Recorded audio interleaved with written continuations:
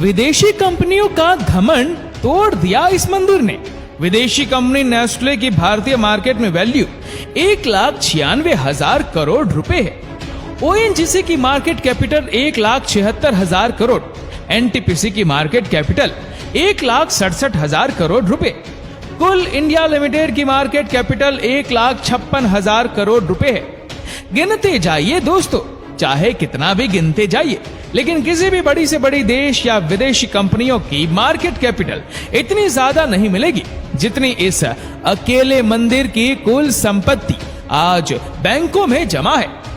इन कंपनियों के अलावा भारत की बेस्ट ब्लू चिप कंपनी यानी कि ऐसी कंपनियां जो लंबे समय से फाइनेंशियली स्टेबल है, जिनके प्रोडक्ट और सर्विसेज वाइटली एक्सेप्ट किए जाते हैं, जो अभी लंबे समय तक फाइनेंशियल स्टेबल ही रहने वाली है, उनकी भारतीय आवक में मार्केट कैपिटल भी इस अकेले मंदिर की कुल संपत्ति से बहुत पीछे है। लोग इस मंदिर पर इतनी श्रद्धा रखते हैं, इतनी आस्था रखते हैं, लोगों को इस मंदिर पर इतनी आस्था है कि यहाँ लाखों का चढ़ावा चढ़ाते हैं। लोगों द्वारा चढ़ाए गए बाल ही यहाँ लाखों की कीमत में बिक जाते हैं। मंदिर के सालाना खर्च को निकाल कर भी यहाँ बहुत संपत्ति बच जाती है। अमीर पैसे वाले लोग तो यहाँ जमीन और जायदाद तक दान में दे देते हैं। दुनिया भर की विदेशी कंपनियों को घमंड चकनाचूर कर देती है इस मंदिर की कमाई। और भगवान के दिन रात सेवा में लगे पुजारियों की ईमानदारी तो देखिए दोस्तों। उन्होंने 5 नवंबर को इस मंदिर की पूरी संपत्ति का सारा चिट्ठा खोलकर सबके सामने रख दिया। क्या आप जानना नहीं चाहेंगे कौन सा है यह मंदिर जिसे भक्तों ने इतना अमीर बना दिया? और इस मंदिर की कुल संपत्ति कितनी है? ऐसा क्या खास है इस मंदिर में कि लोग खींचे चले आते हैं, भगवान की लीला को नकार ही नहीं पाते? दोस्तों, अगर आपको इस मंदिर के बारे में जानना है तो आइए हमारे साथ दक्षिण भारत में स्थित आंध्र प्रदेश के तिरुमला में स्थित तिरुपति वेंकटेश्वर मंदिर में।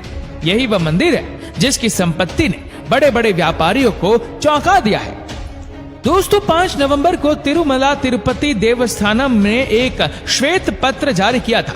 श्वेत पत्र एक ऑफिशियली डॉक्यूमेंट होता है जिसमें किसी मंदिर या संस्था से जुड़ी सभी प्रकार की जानकारी को मेंशन किया जाता है। और टीटीडी इंडिपेंडेंट ट्रस्ट है जो तिरुपति वेंकटेश्वर मंदिर का प्रबंधन करता है, उसका संचालन करता है, उसकी फाइनेंस की देखरेख करता है। ऐसे एक श्वेत पत्र में टीटीडी ने मंदिर की कुल संपत्ति के बारे में बताया। टीटीडी के अनुसार मंदिर का लगभग 10.3 टन सोना यानी लगभग 53,000 करोड़ रुपए की कीमत का सोना और 15,938 करोड़ रुपए नकद रुपए नेशनल बैंक में जमा है। और पूरे देश में मंदिर के नाम 960 संपत्ति भी है। संपत्ति और सोने को मिलाकर मंदिर की कुल संपत्ति 2.5 लाख करोड़ रुपए है। ये सुनने के बाद पूरी दुनिया में हलचल मच गई है। पूरे देश में संपत्ति की चर्चा हो रही है। तो इसके अलावा मंदिर की मूर्तियों में और मंदिर परिसर में जो सोना चढ़ा है उसकी कीमत भी अलग है। साथ ही मंदिर की समृद्धि रोकने का तो कोई सवाल ही पैदा नहीं होता।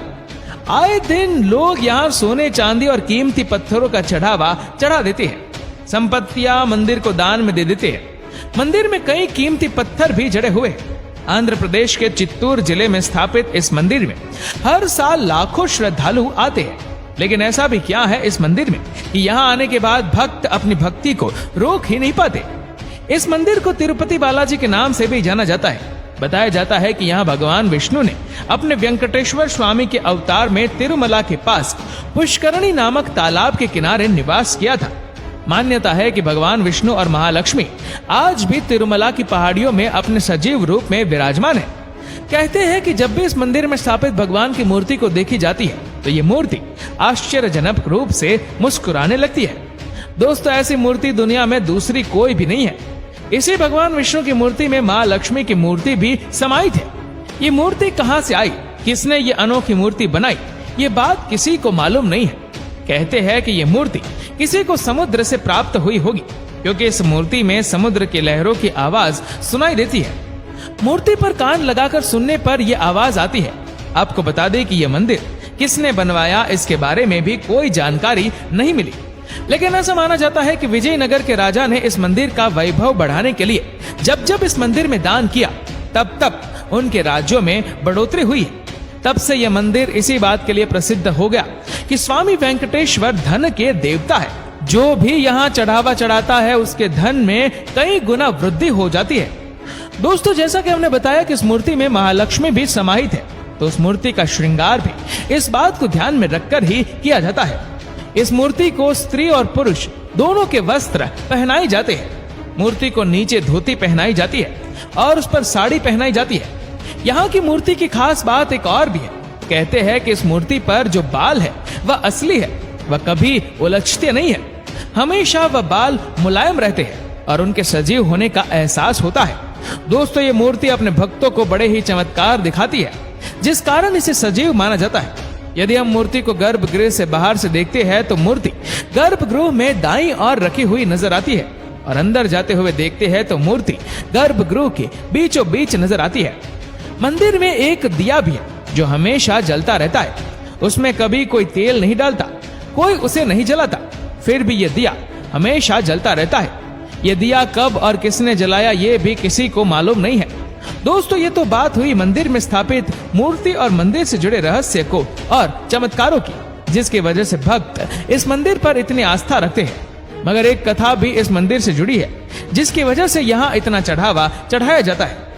कहते हैं कि एक बार महालक्ष्मी भगवान विष्णु से रुष्ट होकर उनके स्थान को छोड़कर चली गई थी। महालक्ष्मी के इस तरह त्याग देने के बाद भगवान विष्णु ने उन्हें बहुत ढूंढा, लेकिन वह नहीं मिली। तब भगवान विष्णु ने श्रीनिवास नाम से पृथ्वी पर जन्म लिया। उस समय महालक्ष्मी भी पद्मावती के रूप में जन्मी थी। घटना चक्र में उन दोनों का विवाह हो गया। उसमें सभी देवी देवताओं भी शामिल थे, लेकिन विवाह के उपलक्ष्य में लक्ष्मी जी को भेंट करने के लिए विष्णु जी ने कुबेर से धन उधार लिया था और कहा था कि कलयुग खत्म होते होते वो ये धन ब्याज समेत कुबेर को लौटा देंगे। इसलिए इस मंदिर के बारे में यही मान्यता है कि जो भी भक्त यहाँ कुछ भी दान करता है, चढ़ावा चढ़ाता है, वह असल में केवल अपनी शक्ति का प्रदर्शन नहीं करता, लेकिन भगवान विष्णु के ऊपर कुबेर के ऋण को चुकाने में भी मदद करता है।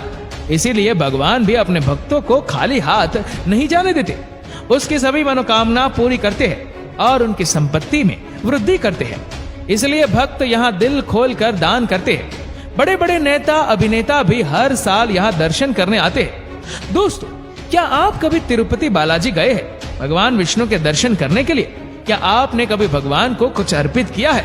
वैसे आप क्या कहेंगे तिरुपति बालाजी की संपत्ति के बारे में? हमें कमेंट करके जरूर बताएगा। अगर आपको वीडियो अच्छा लगा हो तो इस वीडियो को लाइक करेगा, शेयर करेगा ज्यादा से ज्यादा लोगों तक, और ऐसी ही और भी रोचक जानकारियों के लिए सब्सक्राइब करें हमारे यूट्यूब चैनल को और फेसबुक पर फॉलो करें हमारे पेज को। धन्यवाद।